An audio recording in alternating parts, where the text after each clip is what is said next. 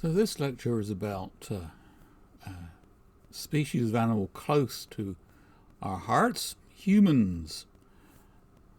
So humans themselves can tell us a lot about the human behavior of the past and the stuff that other humans have used, often against them. Like this poor young man, as you may see, has these rather nasty breaks and a few other problems. So his legs were broken, his arms were broken, and then he was decapitated. So occasionally such trauma is preserved in the archaeological record, which tells us about stuff. In this case, it seems to be telling us about people being broken on the wheel, which isn't particularly nice, and so isn't particularly relevant to most stuff. Not particularly, in fact, relevant to the development of the wheel, which will come up later on in this lecture series. But looking at trauma like that does tell us about more interesting stuff, as we shall see in later lectures, as well as we've seen in earlier lectures. So humans as a material does happen. This, of course, is not in the Middle East. It's near Stonehenge. But you can see in the Bronze Age they were using human bone for things.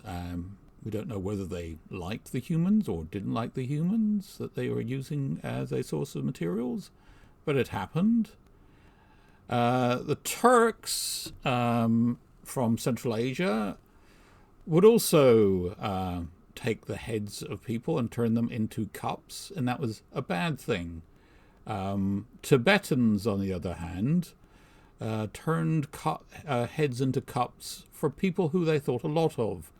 And so it would be for a very different intention by turning a human being into an object of material culture. Domestication of humans had been attempted. The Romans in particular went into this in a big way. This is a Roman slave, still wearing the collar. So here you can see Roman slaves being led off. The slave economy of the Roman Empire was a very big thing. And here at Herculaneum, you can see people who died because of the eruption of Mount Vesuvius.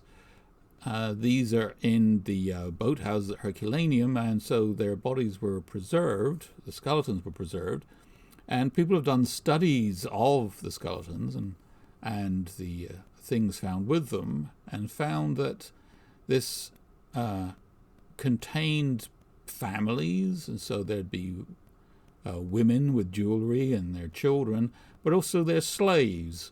And you could see that they were slaves, partly by the fact they had no jewelry, it was very rudimentary jewelry, and that basically they had been starving all of their lives. So in a way they were trying to breed a new race of humans who were stunted in their growth, but thankfully, since they are humans, domestication of humans by humans was not very successfully completed. Another interesting aspect of the impact of stuff on humans can be found on this gentleman, who was found in a glacier in the Alps. We know him as Urtsy. So here you can see him as he was found, frozen in the alpine snow. Now, one of the interesting things about this man, and there are many interesting things about him, about his the material that came with him, as you could tell by some of the videos I've put on this channel for you to see. Another thing that is interesting about him are his tattoos. And he is, the latest evidence I've come across is the earliest evidence we have for tattooing, the earliest individual we have which has been tattooed, probably more accurate. And he had a number of tattoos. On his back, there were these lines, going down his spine. And there are also like this tattoo down on the back of his knee, which was a cross. And some people have established the opinion that this is often related to acupressure points, and that the tattooing may have been related to medical purposes, or it could have just been something to do at the time. So tattooing is obtained by introducing a dye, ink, or it could be carbon, anything that's not going to poison you and kill you and get you infected.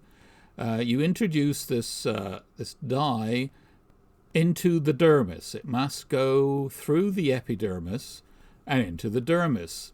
And if you do that, a scab will develop where you do the insertion of dye, of pigment, and then it will heal, the epidermis will heal, and leave the tattoo remaining. So this may be an even earlier evidence for tattooing, because this individual does seem to actually not be wearing clothes, and so these markings on him may in fact be tattoos. These figures from the former Yugoslavia and Romania, widespread over the Balkan regions, are thought to possibly be tattoos, and this person does appear to not be wearing clothes. However, many of them have also been interpreted as clothing. But, people interpret things. This lady also seems to not be wearing any clothes and is covered with designs, and so perhaps this is evidence of tattooing. Certainly there are objects which are thought to be tattoo implements. So the idea of these is that if you put ink on somebody and jab them with a pointy thing, and the pigment is introduced below the epidermis and becomes a tattoo. In Egypt, we have a lot of evidence for tattooing. Again, we have figures like this. You can see with what appears to be on this person with no clothes on is designs on their skin. And here's another one. You can see with these designs on their skin. And here we have this lady who has a design on her thigh here of the household deity Bez. This one seems to show up quite a lot, and it's thought it may be something to do with helping through childbirth. Right there, yeah. And here is another individual that appears to not be wearing any clothes, but has marks on their body. So, of course, depiction is only so reliable, and we're pretty certain that people did not, for instance, tattoo hippopotami. And so this is, in this case, just a fanciful decoration on a hippopotamus figure. However, in Egypt, what we find is, of course, mummified human beings with tattoos on them. Interestingly, amongst the Egyptians, seems to be mostly a female activity. The women would be tattooed, but the men would not. There are a lot of tattoos of dots. Dots seem to be a big thing, or lots of small things that make a big thing, perhaps in this case. Rather like those small tattoos on Urtsy. Here we have this lady, has tattoos all over her body. This is quite an interesting one. You see the Eye of Horus, more eyes of Horus, and other things that are quite recognizable. Here on her shoulder is something less recognizable, but it's actually a snake. Here, this much later individual from the Sudan has on her shoulder a cross, a symbol of St. Michael, actually. So, Libyans, do seem to have tattoos as well. Although the males of the Egyptians and their neighbors in Asia and also Nubia did not seem to have tattoos if they were male. Male Libyans do seem to have quite a lot of tattoos, very similar to the tattoos on Egyptian females. Also very nice headdresses, probably ostriches. So the Scythians, neighbors of the Middle Eastern cultures, also got into tattoos. So here in Siberia, we have a lot of tattoos around the Scythians of the Pazyryk area. And the Scythians actually went all the way across to over this side, where we also have evidence of tattooing which may be related to Scythians. Here the Pazyryks would have looked something like this. There's a handsome chap on a horse with a very dashing moustache. And he would probably have been quite heavily tattooed. The skin is often preserved on their bodies in these frozen tombs up in Siberia. And you can see that the Scythian designs, which are widespread across the steppes, include a lot of animals with their backs broken and also predators. And another interesting aspect of this is the dots going down the spine, rather like Urtsy. Here's another one. This is the actual skin of the individual with here are depictions of those creatures. This is the Princess of Ukok, another Scythian interment from Siberia. And this is what it would have looked like as it was being interred. And she also, as this is her hand, had, as you see here, tattoos. And here, that's on her thumb.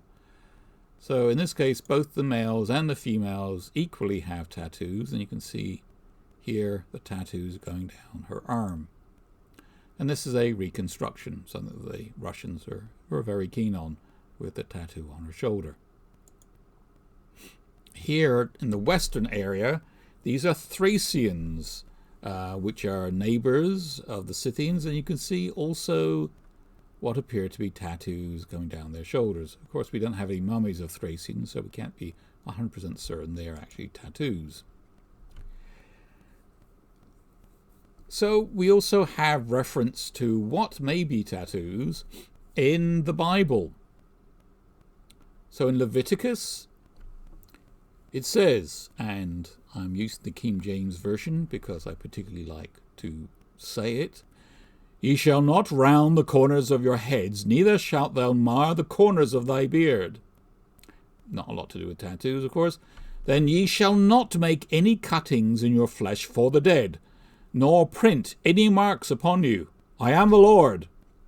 So some people have taken this as a biblical injunction against getting tattoos, although it's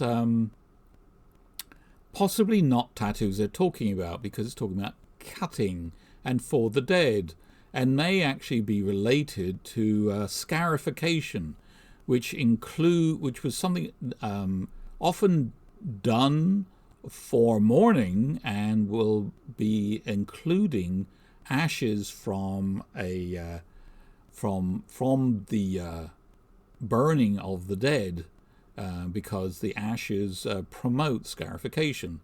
So this may actually be scarification, not tattooing at all. Elsewhere, we have in Exodus, this bit also the King James Version, "And thou shalt show thy son on that day, saying, This is done because of that which the Lord did unto me when I came forth out of Egypt. And it shall be for a sign unto thee upon thine hand, and for a memorial between thine eyes, that the Lord's law may be in thy mouth. For with strong hand hath the Lord brought thee out of Egypt." So this is interesting because some people feel this is actually talking about tattoos, the signs unto thee upon thine hand, and between thine eyes. And we'll get more back to this in a moment. So later, Procopius of Gaza was talking about many Christians were tattooed on the arms with a cross or Christ's name, which of course is about the period of the Sudanese mummy that I showed you earlier.